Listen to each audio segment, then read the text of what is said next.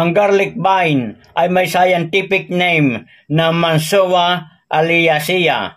Kilala ito sa kanyang mabango, puti o pale purple na bulaklak at itinatanim ito para sa dekorasyon sa mga hardin at taniman.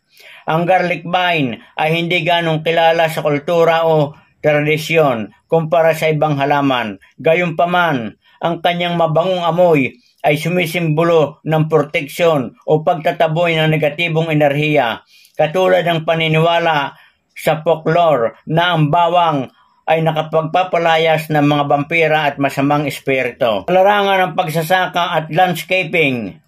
Pinahahalagahan ang halamang ito dahil sa kanyang dekoratibong katangian, lalo na ang magandang itong mga bulaklak na mabundok na mga dahon. Karaniwang itinatanim ito sa mga pader, trellises o sa mga bubong upang magdagdag ng kagandahan at mabangong amoy sa labas ng mga espasyo. Magandang araw mga kabayan.